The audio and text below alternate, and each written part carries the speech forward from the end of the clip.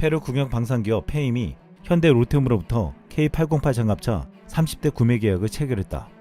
최근 남미의 국가 페루가 HD 현대중공업에 함정 4척을 주문하더니 한국의 K808 장갑차 30대까지 계약을 해서 주목받고 있습니다.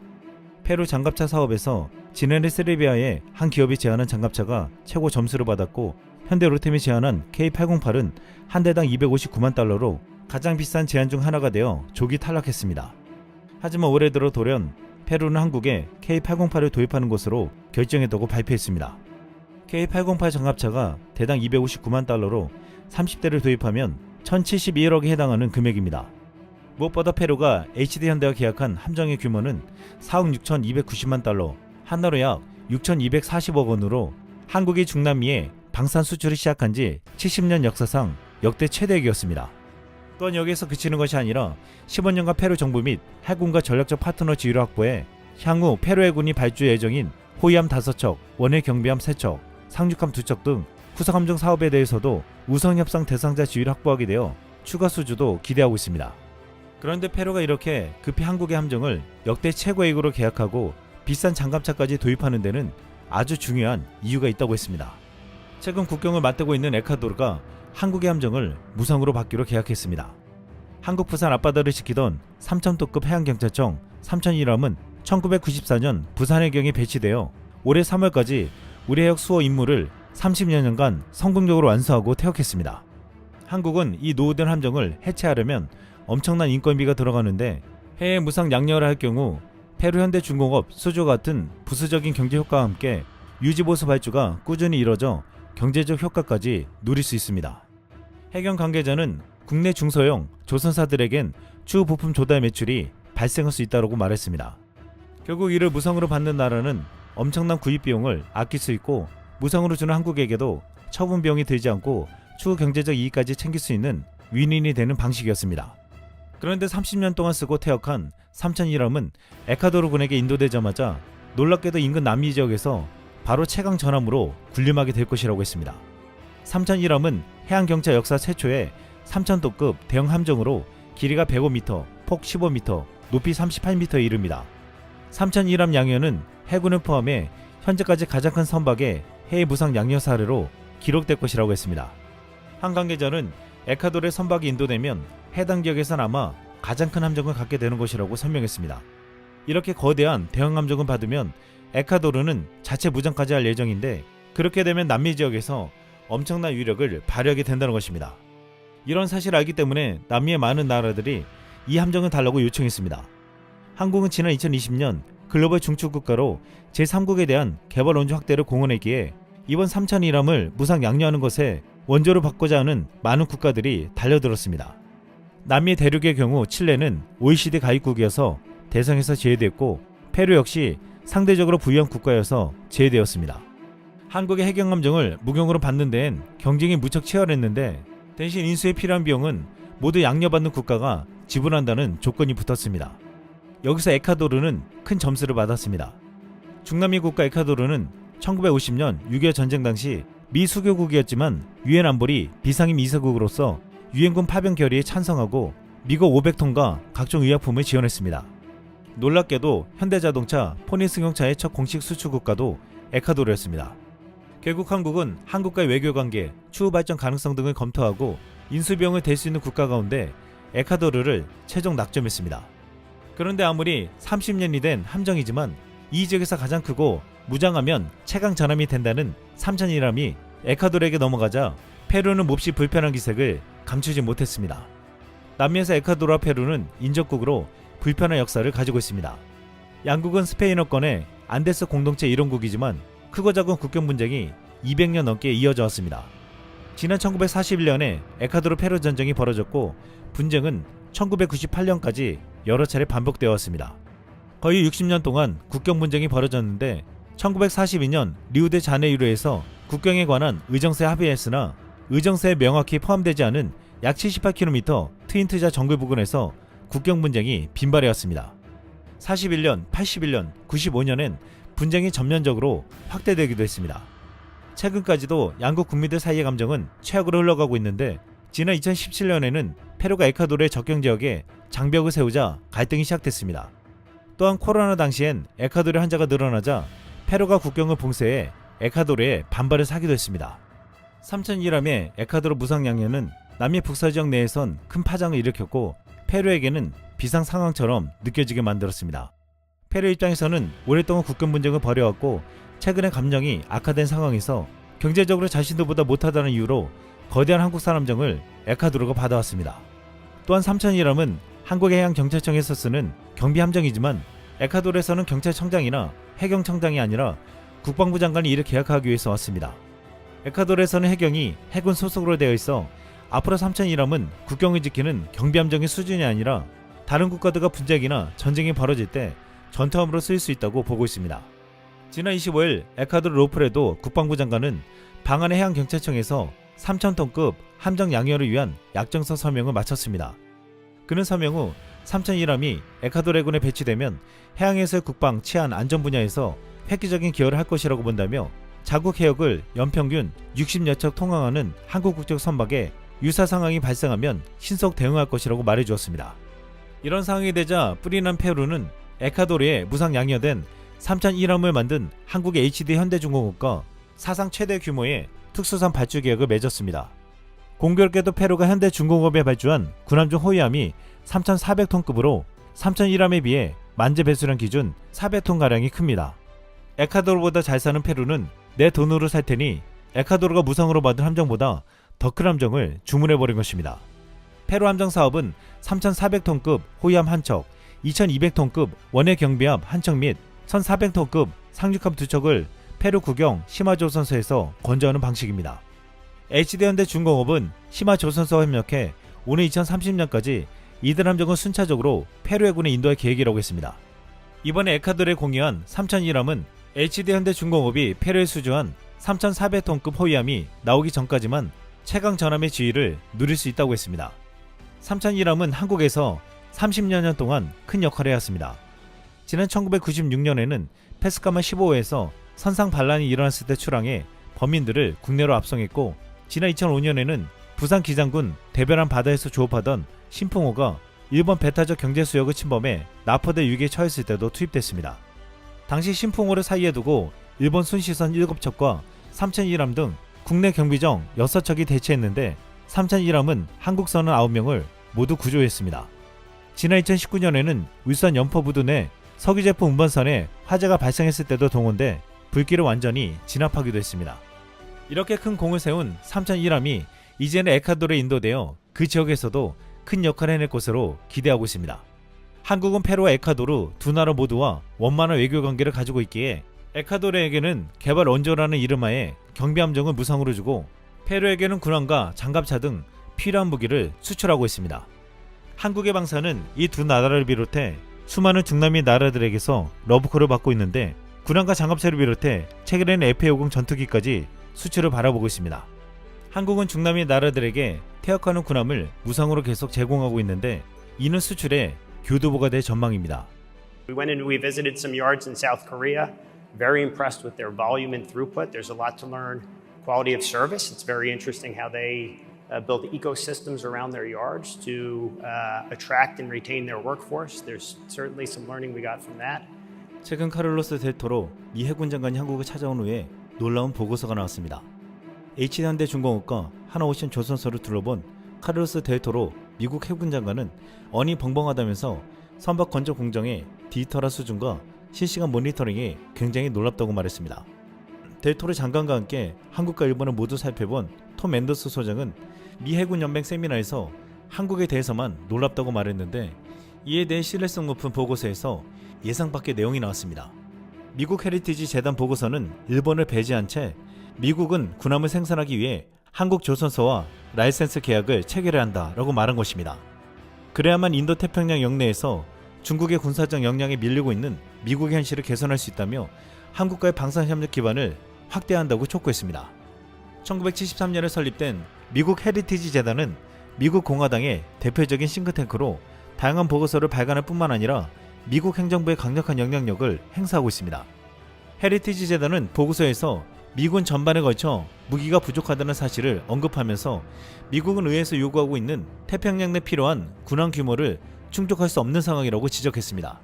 그러면서 한국은 막대한 선박 건조 능력을 보유한 만큼 의회가 제시한 목표치와 실제 건조 가능한 군함 간 격차를 줄일 수 있다고 평가했습니다. 미국은 해군 장관과 실무자들이 함께 한국과 일본 조선소를 연달아 방문하며 한국과 일본 양국 모두에게 군함 발주를 할 것으로 예상했지만 보고서에는 한국 단독 독점 군함 조달 수주 내용이 적혀 있었습니다. 이 보고서를 통해서 미국에 대한 함선 공급을 한국에 할 가능성이 높아졌고 미국 함선 독점 공급에 따라 글로벌 방산 시장에서 한국의 국제적 지위가 올라갈 것으로 예측되고 있습니다. 또한 추후 전개될 캐나다 잠수함 도입 사업 등에서 유리한 고지를 선점했다고 했습니다. 이런 놀라운 평가는 최근 국내에서 공개된 한 영상을 통해서 더욱더 강화되고 있습니다. 이순신 장군의 탄신일인 지난 4월 28일 놀라운 영상이 공개되었습니다. 해군의 차세대 이지스 구축함인 정조대항함이 일본의 4,500발의 목표를 정확히 때리는 실사격 장면이었습니다. 정조대항함은 국내에서 독자 설계 건조했으며 우리 해군의 첫 8,200톤급 이지스 구축함입니다. 이전까지 가장 컸던 대한민국의 최초의 이지스함 세종대항함은 7,600톤급으로 정조대항함은 이보다 600톤이 더 크고 무엇보다 세종대항함은 탄도미사일 탐지 추적 능력은 있었지만 요격 미사일은 장착하지 못했는데 정조대항함은 최대 400km 떨어져 있는 탄도탄 등 대공표적을 타격할 수 있습니다. 정조대항함은 국내 최대 규모로 탄도탄 미사일까지 요격할 수 있는 현존 최강의 전투함입니다. 공중 해상 수중 모든 작전이 가능하고 특히 방어 능력이 뛰어나 차세대 이지스 구축함 정조대항함은 신의 방패라고도 불리고 있습니다. 이날 정조대항함 실사격에서는 펠렁스 CIWS라는 이름의 기관포 형태의 근접방어 무기체계가 제대로 작동하는지 사격이 이루어졌습니다. 타격이 될 부표가 해상에 띄워지고 적의 시스템을 교란하는 다기능 위상 배열 레이더가 초고출력 전자파를 송출해 타깃을 추적했습니다. CIWS의 총탄은 물발화를 일으키며 타깃에 정확히 명중했습니다. 적의 미사일이 각종 방어체계를 뚫고 정조대항함에 접근하면 첨단 레이더 시스템을 탑재한 기관포가 자동으로 미사일을 추격하며 요격하는데 이때 20mm 탄환을 분당 4,500발의 속도로 쏟아냅니다. 이날 시험 사격에서도 분당 4,500발의 화력이 눈앞에 펼쳐졌습니다. 국내 네티즌들은 이 장면을 보고 가슴 벅차네요. 웅장한 정조대항함이 있어 해군은 더 든든해지겠네요. 대한민국 해군 멋집니다. 8,200톤급 우리나라의 자존심이군요. 중형 항모까지 달려 라며 감격했습니다. 그동안 세종대왕급 이지스함이 있었지만 미국, 일본 이지스함보다 뒤처진다면서 성능 개량된 차세대 이지스 구축함 도입이 필요하다는 목소리가 커졌습니다. 그래서 시작된 사업이 강개토3 배치2로 세종대왕급 이지스 구축함 배치1보다 성능이 좋아진 한국형 구축함 3단계 두 번째 건조 사업을 추진했습니다. HD 현대중공업은 차세대 이지스 구축함 시리즈의 첫 번째 함정인 정조대항함에 이어 이번 함 건조를 본격화했는데 정조대항함은 올해 하반기 해군 인도를 앞두고 있으며 2번 함은 지난 12일 기공식을 가졌고 3번 함은 올해 말 착공할 예정입니다. 이렇게 세대의 정조대항급 차세대 이지스 구축함이 빠르게 건조되어 실전 배치를 눈앞에 두고 있습니다. 전 세계에서 이렇게 빠른 시간 내에 8,200톤급 이지스함을 세대나 만들 수 있는 나라는 한국밖에 없을 것이라고 했습니다. 이것이 바로 한국 조선소의 놀라운 생산 능력을 단적으로 보여주며 왜 미국이 일본도 아닌 한국에게만 미 군함 생산을 맡기려 하는지를 알 수 있다고 했습니다. 최근 일본에서는 무려 145년이나 된 스미모토 중공업의 조선소가 문을 닫는다고 보도되었습니다. 일본 조선업체들은 향후 몇 년간 인도될 선박 주문량을 장악하고 있는 중국과 한국 조선소들과 치열한 경쟁을 벌이고 있습니다. 철강을 비롯한 기자재 가격 상승, 선박 가격의 급등한 변동, 수거 격차 확대에 따른 해외 업체와의 치열한 경쟁에 밀려 스미모토는 성명을 통해 2024 회계 연도부터 일반 상선에 대한 신규 주문을 받지 않기로 결정했다고 밝혔습니다. 지금 일본 조선업은 버티고 있지만 이렇게 전통 있는 조선소가 문을 닫는 것이 일본 조선업의 현실입니다.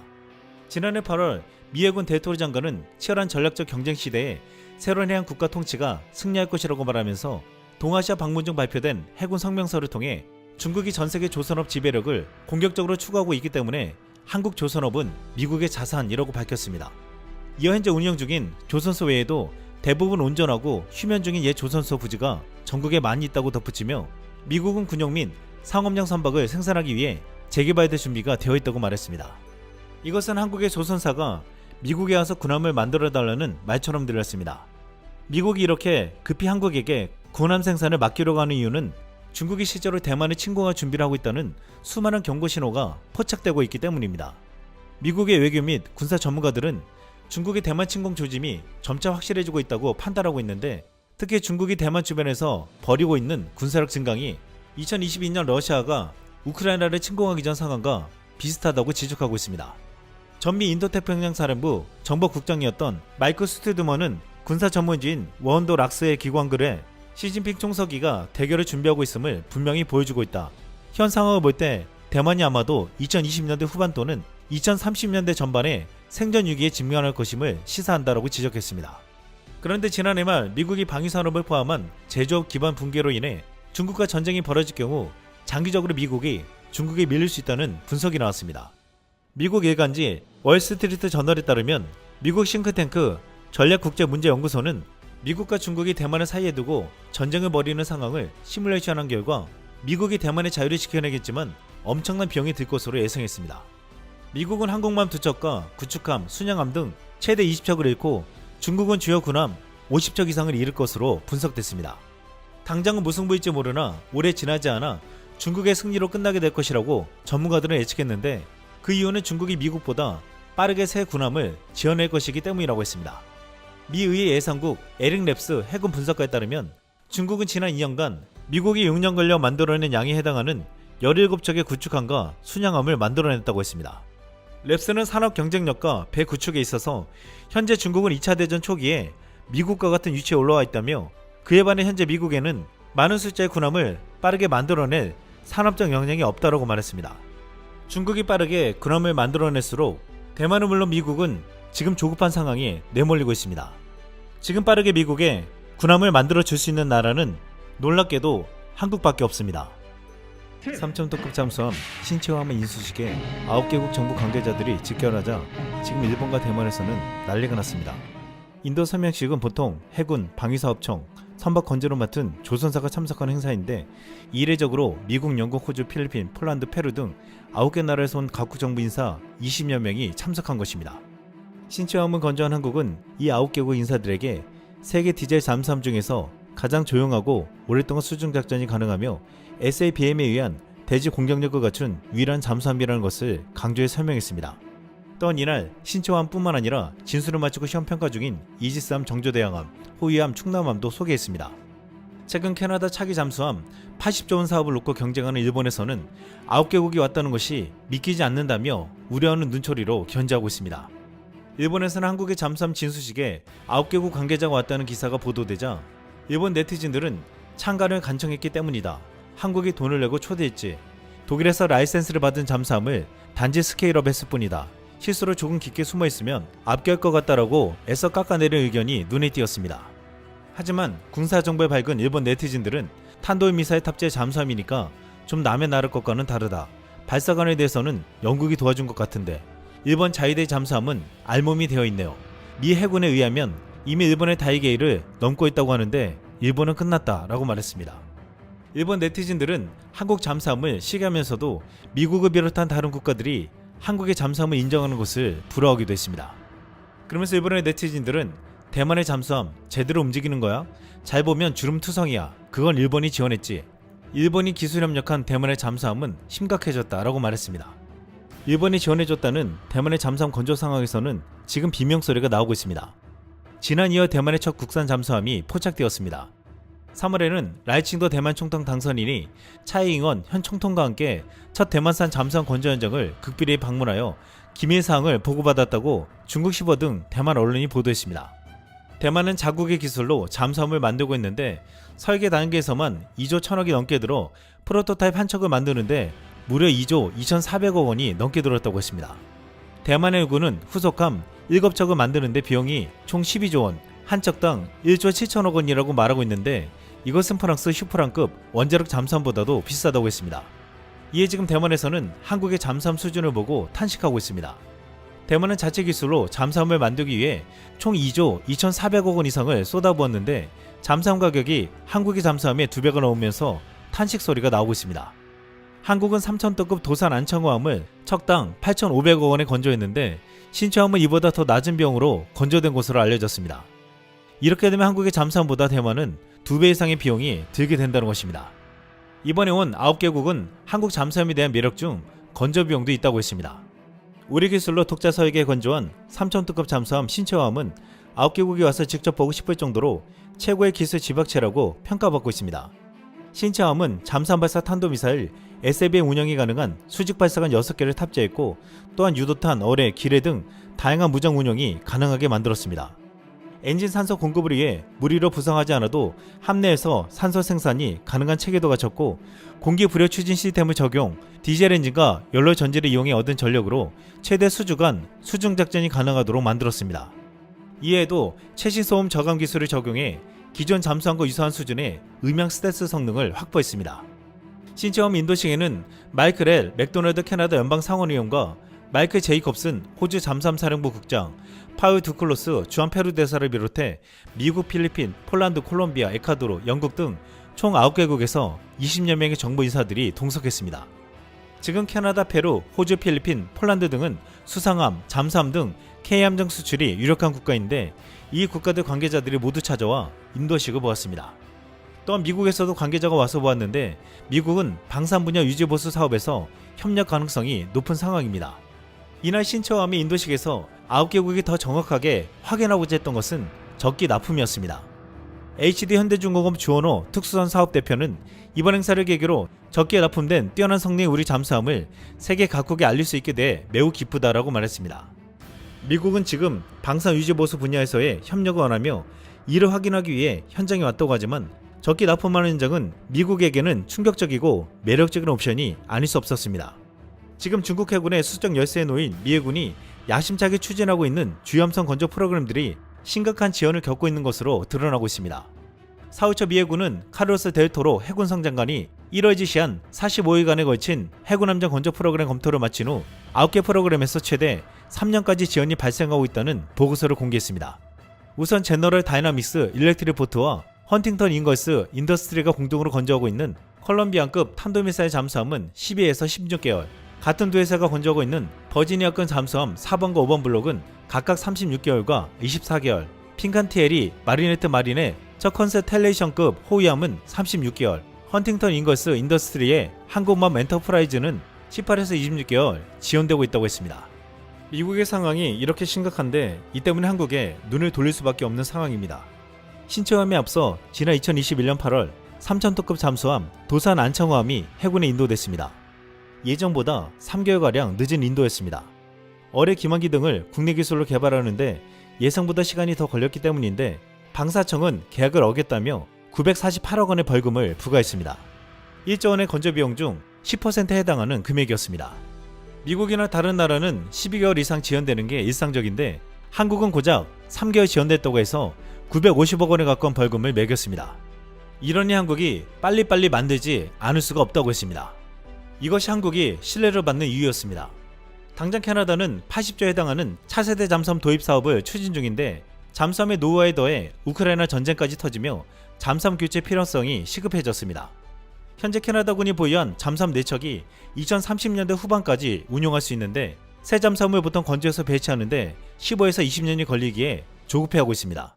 지금 캐나다는 지난해부터 한국과 일본을 방문하면서 양국을 비교하고 있는 상황이라고 했는데 한국은 어떤 국가보다 빠르게 건조하고 약속한 시간을 지킬 것이라는 믿음이 있다고 했습니다. 현재 도산 안창호급 잠수함을 개량한 DSME 3000 잠수함이 캐나다 당국의 큰 관심을 받고 있는데 이 잠수함은 리튬 배터리를 탑재해 잠항 시간을 늘리고 수직 발사관도 있어 잠수함 발사 탄도미사일 SABM도 운영 가능합니다. 일본 자위대는 자체 개발한 SABM 시험 발사에 수차례 실패했고 현재는 대안을 찾아야 한다는 말이 나오면서 사실상 독자 개발을 포기한 상태입니다. 이 때문에 SABM이 있는 한국산 잠수함이 훨씬 더 매력적일 것이라고 했습니다. 또한 DSME 3000은 선내 많은 기능이 자동화돼 있어 잠수함 승조원이 부족한 캐나다 해군에 적합하다는 평가를 받고 있습니다. 일본의 다이게이급 잠수함은 DSME 3000보다 더 크고 자막 능력도 우수하지만 상대적으로 자동화 기술이 덜 적용돼 승조원이 더 필요합니다. 또한 무엇보다 일본은 아직 잠수함을 수출해 본 적이 없습니다. 캐나다 수출에 있어서 승조원 교육과 잠수함 운영 훈련 등을 지원해야 하는데 잠수함 수출 경험이 있는 한국이 유리한 상황입니다. 지난 2022년 6월에서 8월 미국 하와이에서 열렸던 다국적연합 해상훈련인 림팩에서 놀라운 광경이 벌어졌습니다. 해군은 세종대왕함, 문문대왕함 등 구축함 2척, 상륙함인 마라도함, 잠수함인 신도석함 등 역대 최대 전력을 보냈습니다. 그런데 이 훈련에 참가한 필리핀의 호위함, 페루의 초계함, 뉴질랜드의 군수 지원함이 메이드 인 코리아였습니다. 2022년 당시 관계자들은 이런 장면도 보는구나 라고 말했는데 앞으로는 더 자주 펼쳐질 것이라고 했습니다. 캐나다와 더불어 호주도 지난 2월 대규모 건항 계획을 밝혔는데 호위함 11척을 새로 건조할 방침으로 한국이 유력한 상황이고 폴란드는 3,000톤급 잠수함 2~3척을, 필리핀은 잠수함 2~3척을 각각 바라고 있고 한국은 두 나라에게 제한하고 있는 상태입니다. 미국도 지금 군함 건조가 밀려서 한국에게 맡기려고 하는 움직임을 보이고 있습니다. 이 때문에 일각에서는 앞으로 림팩에서 한국산 군함 동호회가 펼쳐질 수도 있다고 말하고 있습니다. 70조 원 규모의 캐나다 잠수함 도입 사업 수주를 놓고 캐나다 사절단이 대거 한국을 찾아왔습니다. 캐나다는 동쪽으로는 러시아, 서쪽으로는 중국의 위협을 받으면서 앞으로 3,000톤급 신형 잠수함 12척을 구입할 것인데 한국에게서 도입할 가능성이 가장 유력한 상황입니다. 또한 K방산 2차 수출 이행 계약 논의차 방안은 폴란드 차관단이 잠수함도 살펴보기로 한 것으로 알려졌습니다. 폴란드가 러시아 위협에 맞서 새로운 잠수함 확보를 추진 중인 만큼 우리 잠수함의 첫 유럽 진출이 기대되고 있습니다. 또한 지난 17일에는 HD현대중공업이 페루 함정 4척을 6천억 원대 규모로 계약했는데 이것은 중남미 방산 수출 역대 최대액으로 앞으로 중남미 함정 수출에 물꼬가 트였다고 했습니다. 또한 페루에게서 10척 추가 수주 우선권도 확보했습니다. 최근 해양 패권에 대한 중요성이 더욱더 부각되면서 각국은 함정이나 잠수함을 시급히 확보하려 하고 있습니다. 지금 이 수요를 감당할 수 있는 국가로 한국이 지목되면서 연이어 각국의 관계자들이 방문하고 한국과 계약을 하기 위해 몰려들고 있습니다. 현재 방한 중인 폴란드 차관단은 천물에 2조 원에 추가 계약할 것으로 보이고 있는데 국내에서는 폴란드 측에서 무리한 차관을 요구한다는 보도에 우려하는 목소리가 커지고 있습니다. 그런데 한국에 대한 무기 수요가 커지면서 차관이 전혀 없이 현금으로 구입하겠다는 나라가 늘어나면서 한국 방산 수출에 대한 분위기가 점점 달라지고 있습니다. 현재 루마니아 대통령이 방한 중인데 K9 자주포와 K2 전차 등 총 5조 원의 수출 계약을 눈앞에 두고 있습니다.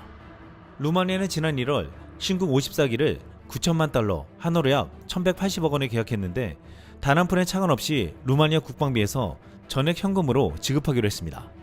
또한 K2 전차도 총 500대 수출에 대한 이야기가 오가고 있는데 폴란드와 달리 차관이 아닌 현금으로 구입할 것으로 알려졌습니다. 루마니아는 자국의 전차 등 무기들을 우크라이나에 보내고 국방비를 GDP 2%에서 2.5%로 늘리며 빠르게 전력을 확충하려 하는데 대부분의 무기를 지금 한국에게서 전량 현금으로 구입하려고 하고 있습니다. 인도네시아가 분담금을 내지 않고 폴란드가 더 많은 차관을 요구하고 있지만 루마니아를 비롯해 캐나다, 필리핀 등 지금 무기 구입이 시급한 나라들은 한국에게 현금으로 무기 구입을 원하고 있다는 것입니다. 이번에 한국에 온 캐나다 사절단은 총 16개 기업의 최고 경영자로 구성되었습니다. 이들은 22일 HD현대와 하나오션을 잇따라 방문했습니다. 이번 방문을 이끌고 온 메리응 캐나다 국제통상부 장관은 한국은 인도태평양 국가 중 캐나다와 FTA를 맺은 유일한 국가라며 방산뿐만 아니라 AI 산업 등 한국과 긴밀한 경제협력을 위해서 찾아왔다고 말했습니다. 앞서 트리더 캐나다 총리는 지난 8일 새로운 국방정책 발표를 통해 향후 방산 분야 추진 계획을 밝혔습니다. 이 계획에는 한국 정부와 HD현대중공업, 하나오션 등이 관심을 가지고 있는 신규 잠수함 획득 사업에 대한 내용도 포함되어 있었습니다. 캐나다는 현재 퇴역을 앞둔 재래식 잠수함 4척만을 갖고 있는 가운데 러시아와 중국의 위협이 점점 커지면서 하루빨리 잠수함 전력을 갖추려고 하고 있습니다. 캐나다 왕립해군은 현재 보유하고 있는 디젤 전기 추진 방식의 재래식 잠수함 교체를 위해 3,000톤급 신형 잠수함 12척을 발주하겠다고 했습니다. 캐나다는 이에 현금을 준비하고 있습니다.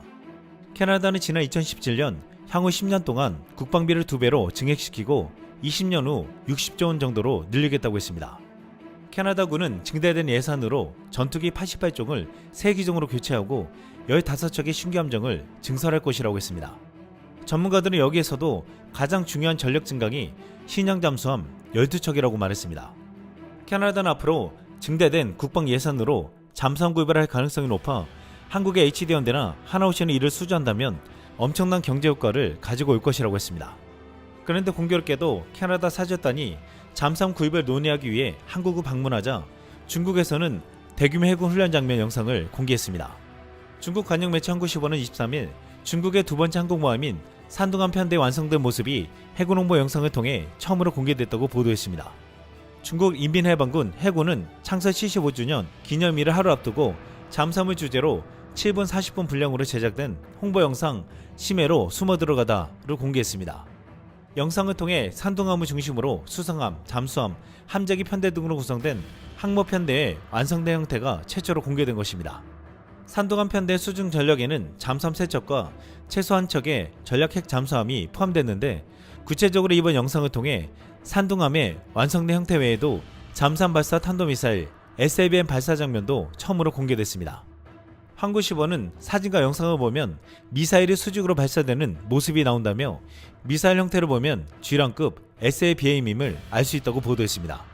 이렇게 SLBM을 발사하는 중국의 잠수함 영상에 지금 캐나다 잠수함 수주전을 놓고 경쟁하는 한국과 일본은 희비가 엇갈렸을 것이라고 했습니다. 한국은 SLBM을 장착한 잠수함을 수출할 수 있지만 일본에는 이 기술이 없기 때문입니다. 이런 건데 지난 22일 일본 해상자위대에서는 대형 사고가 일어났습니다. 일본 해상자위대 소속 초계 헬기 2대가 야간 훈련 도중 바다로 추락했습니다. 방위성에 따르면 헬기 2대는 지난 20일 오후 10시 30분께 도리시마 섬의 동쪽 약 280km 해상에서 잠수함을 탐지하는 훈련 중에 추락했다고 했습니다. 이번 훈련은 일본 방위성과 자위대가 중국을 상대로 한 대잠수함전 훈련이었습니다. 중국군 활동이 활발한 남중국해까지 호위함을 전개하자 해상자위함 잠수함을 타국 잠수함으로 간주해 탐지하는 등의 훈련을 하고 있었던 것이었습니다.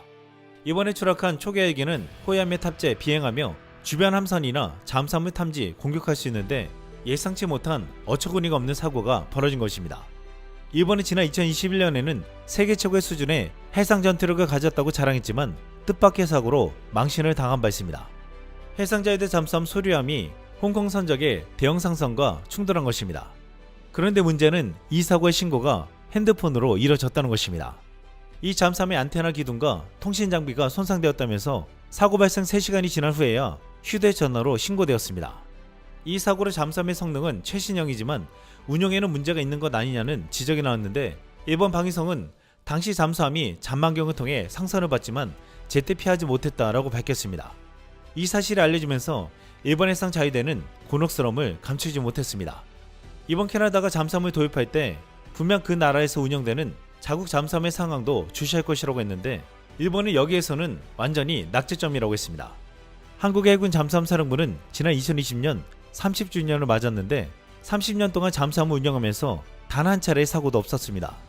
이것은 잠수함을 운영하는 주요 국가 중 유일한 기록으로 한국은 30년 280만 마일 안전항해 무사고를 달성했습니다. 이 기록은 한국의 잠수함이 더욱더 큰 신뢰감을 주는 이유라고 했습니다. 하나시스템은 23일 도산 안창호급 잠수함 모의 훈련을 위한 전술훈련장 구축 사업을 마쳤다고 밝혔습니다. 이 전술훈련장은 잠수함 항해 전술훈련이 지상에서도 가능하도록 구현한 것인데, 훈련장은 잠수함 내부와 한반도 주변 해양, 수중, 음파 환경을 재현해 승조원이 해상에 나가지 않고도 수중 항해와 무정 운영 등 임무 수행 능력을 키울 수 있게 만들어졌습니다. 훈련실에는 함정 전투 체계를 운영하는 다기능 콘솔, 항해 콘솔 등이 실제 도산 안창호함의 전투 지휘실과 똑같이 만들어져 승조원들의 항해, 전술훈련 몰입도를 높였다고도 했습니다. 하나시스템은 이번에 구축된 전술훈련장에 인공지능 등 첨단 기술이 적용돼 보다 입체적 훈련 환경을 지원한다고 밝혔습니다. 이번에 캐나다 사절단은 방산 외에도 AI 산업 등 경제협력을 하자고 찾아왔고, 루마니아 대통령도 방산뿐만 아니라 원전 협력과 항만 개발 협력 방안까지 논의했습니다. 지난 22일에는 사우디 국방부 고위 당국자 30여 명이 한국을 찾아와 한국형 미사일 방어체계 관련 시설을 둘러보고 왔습니다. 지금 전세계 국방과 경제사절단이 한국을 연이어 찾아오고 있습니다. 한국에게 사고자 하는 사야만 하는 것들이 많기 때문입니다. 한국은 리드 국가에게 무기만 수출하는 것이 아니라 미래 첨단 산업과 각종 경제개발 사업까지 함께 수출하고 있습니다. 이상 쓸멍이었습니다.